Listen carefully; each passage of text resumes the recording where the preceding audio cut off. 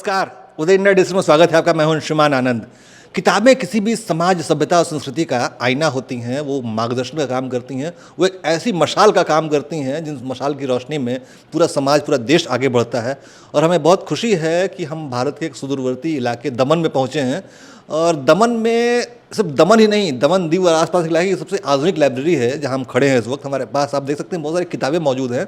और इस लाइब्रेरी को बनाने का श्रेय जाता है संपादक महोदय हैं हमारे स्थानीय, और वो सरपंच भी हैं। हम उनसे जानेंगे कि कैसे उन्होंने अचीवमेंट हासिल की। आपका शुभ नाम? मुकेश गोसावी।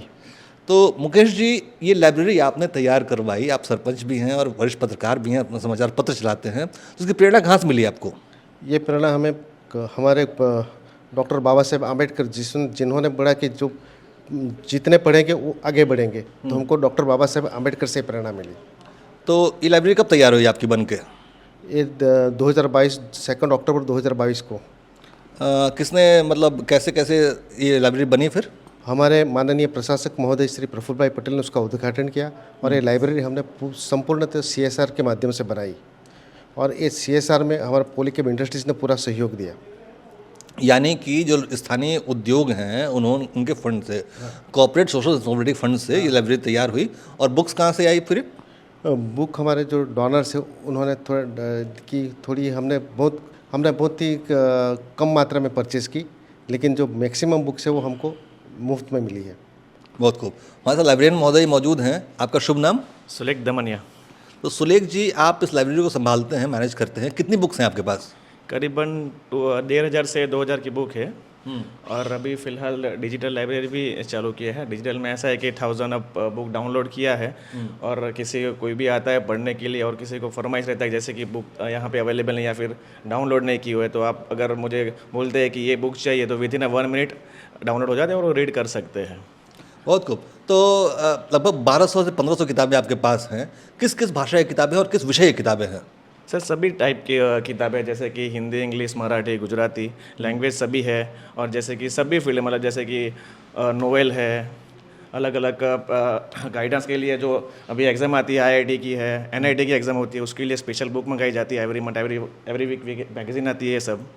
और ये सब हमारे सरपंच यहाँ पे प्रोवाइड करते हैं। सारी बुकों की इंडेक्सिंग हो चुकी है? जी सर। बुकों की इंडेक्सिंग हो चुकी है, सारी किताबों की लिस्टिंग हो चुकी है? हो चुकी है, लिस्टिंग हो चुकी है, सभी किताबें की लिस्टिंग ऑलरेडी हो चुकी है। और जनरली अभी तो बच्चे यहाँ के स्कूल वाले बच्चे आते हैं, डेली कुछ 20-25 बच्चे आते हैं। जनरली वो भी ई-लाइब्रेरी चालू किया है तो उसमें ही पढ़ लेते हैं। किसी की फरमाइश रहती है कि सर ये बुक डाउनलोड कर लेते हैं, तो वो पढ़ के चले जाते हैं। ऐसे जैसे कि कभी एग्ज़ाम होती है, एंट्रेंस देनी होती है, उस विषय में पढ़ना होता है। वो कितने अखबार और कितनी मैगजीन्स आती हैं आपके पास? करीबन देखो यहाँ पे 20-25 मैगजीन आ जाती है एवरी वीक रहती है। और कोई कोई मैगजीन ऐसे मंथली वाली भी होती है, वो आ जाती है सर। ठीक है, धन्यवाद। अच्छा सरपंच महोदय, मुकेश जी, हम आपसे ये जानना चाहेंगे कि लाइब्रेरी को CSR से लाइब्रेरी बन गई, लेकिन रनिंग कॉस्ट भी तो आती है, बिजली का बिल आता है, स्टेशनरी का कॉस्ट है, हर महीने आप मैगजीन मंगाते हैं, वो खर्च कैसे पूरा करते हैं आप? हमने बिजली के कॉस्ट को करने के लिए पूरा सोलर से चलता है, सोलर पैनल से चलता है। यहाँ बिजली का कोई भी एक भी रुपये का कॉस्ट नहीं होता है। यहाँ AC चलता है, यहाँ कंप्यूटर चलता है, यहाँ पूरे पंखे, लाइट चलती है। और बाजू का जो आधार केंद्र है वो भी पूरा सोलर से चलता है। मतलब कि हम ग्रिड की बिजली की आपूर्ति नहीं कर रहे हैं।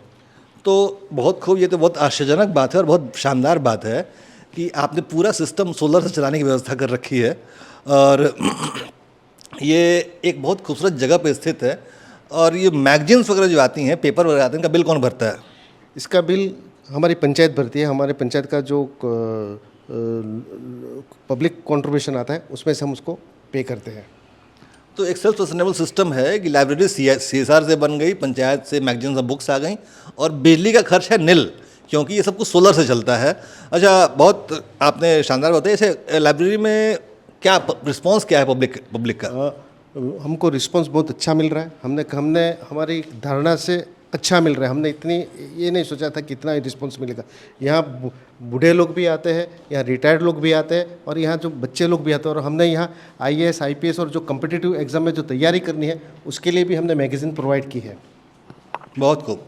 तो इस लाइब्रेरी का इम्पैक्ट क्या दिखाई दे रहा है बच्चों में? मतलब बच्चों ने सफलता हासिल की एग्जाम्स पे? हमको ये इस लाइब्रेरी से ये पता चल रहा है कि लोगों के जो सोचने का ये है वो चेंज हो गया है। और इसके लिए हमारे जो प्रधानमंत्री हैं नरेंद्र भाई मोदी ने गुजरात में एक अभियान चलाया था कि वांचे गुजरात, तो यहाँ सब लोग अभी पढ़ रहे हैं। वो पहले ऐसा ये नहीं था, पहले सब लोग मोबाइल में खेलते थे, ये करते थे, लेकिन अभी बच्चे यहाँ आते हैं और पढ़ते हैं और किताबें देखते हैं, तो उनसे क्या होता है कि उनके मानसिक संतुलन भी अच्छा रहता है और उसका जो एग्ज़ाम का जो ये है वो भी अच्छा रहा है। आज मुझे बताते हुए हर्ष होता है कि हमारे यहाँ दमनवाड़ा माध्यमिक स्कूल है, वो पूरे प्रदेश में रिजल्ट में टॉप किया है एसएससी में।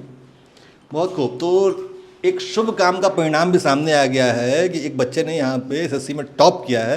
अच्छा, आप बहुत पुराने निवासी हैं इस इलाके के और सरपंच भी हैं इस इलाके के। आपने पिछले मतलब प्रफुल्ल पटेल की 2016 के बाद से क्या क्या बदलाव देखा इस इलाके में? यहाँ से संपूर्ण बदलाव हुआ। जो बदलाव हुआ है वो 2016 के बाद ही हुआ। मैं सरपंच बन सका वो भी प्रफुल्ल भाई पटेल के बदौलत, क्योंकि प्रफुल्ल भाई पटेल ने लॉ एंड ऑर्डर इतना चुस्त किया कि किसी को भी कोई ये नहीं कर सकता। इसीलिए कोई अच्छे लोग वहाँ आ रहे हैं अभी राजनीति में। पहले ऐसा नहीं था, पहले क्या था कि जिसकी लाठी उसकी भैंस, ऐसा चल रहा था।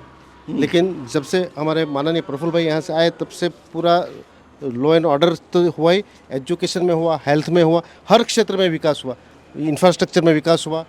आज जो भी कुछ देन है वो माननीय प्रफुल्ल भाई पटेल की वजह से ही यहाँ हुआ है।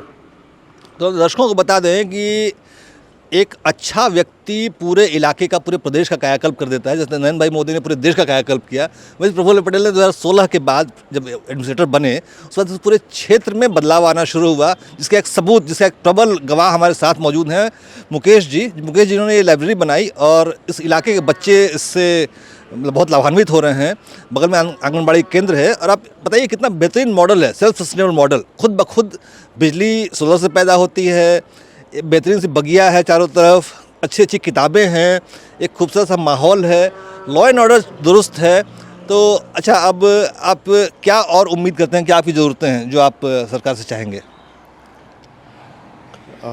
अभी जो यहाँ एक आईएएस आईपीएस का जो ट्रेनिंग सेंटर ऐसा कुछ हो जाए तो कि यहाँ का जो बच्चे हैं वो और भी आगे बढ़ सके। अभी यहाँ मेडिकल कॉलेज भी आ गई, सब कुछ आ गया है। अभी केवल यहाँ के बच्चों को थोड़ा अपलिफ्ट, थोड़ा आगे बढ़ने की थोड़ा अपॉर्चुनिटी मिलनी चाहिए। बहुत खूब। तो एक मुकेश जी के पास एक आगे की सोच भी है, लाइब्रेरी तक वो सीमित नहीं है। मेडिकल कॉलेज चाहिए उनको, एक आईएएस कोचिंग सेंटर भी चाहिए जिससे वो अपने क्षेत्र का विकास कर सकें और भारत माता का नाम रोशन कर सकें। मुकेश जी, हम उम्मीद करते हैं अगली बार हम यहाँ आएंगे तो आपकी सारी इच्छाएं पूरी हो चुकी होंगी। क्या लगता है आपको? 100% पूरी होगी, क्योंकि ये सरकार वापस आएगी तो ये सब कुछ कर देंगी। और आज जो भी कुछ हुआ है वो हमारे यशस्वी प्रधानमंत्री श्री नरेंद्र भाई मोदी जब से सत्ता में आए तब से ये दमन दीव और दादरा नगर हवेली के पूरी शिकल बदल गई है। पहले जो आप देखते थे 2014 पहले का दमन दीव दादरा नगर हवेली और आज की जो तुलना करेंगे तो आपको बहुत ही परिवर्तन दिखेगा। यहाँ के लोगों के सोचने का तरीका, उसकी रहनी करनी, इस सब में चेंज आया हुआ है और ये ड्यू टू हमारे माननीय प्रधानमंत्री श्री नरेंद्र भाई मोदी और एडमिनिस्ट्रेटर प्रफुल्ल भाई पटेल जी। हाँ, और प्रशासक प्रफुल्ल भाई पटेल जी। तो देख लीजिए हमारा देश कैसे बदल रहा है और ग्राउंड रिपोर्टिंग उदय इंडिया की है जो आपको देश की ज़मीनी स्थिति वाकिफ़ कराती है, आपको ज़मीन से जुड़ा सच बताती है। हम हवाई बात नहीं करते हैं, हम ज़मीन पर काम करते हैं, ज़मीन से बात करते हैं और ज़मीन के लोगों से जुड़ते हैं, जो कि आपको देश की वास्तविक स्थिति बताता है। हम आपको इसी तरह से देश की वास्तविक स्थिति से रूबरू कराते रहेंगे और मुकेश जी जैसे कर्मयोगियों से आपका परिचय कराते रहेंगे। बहुत बहुत धन्यवाद।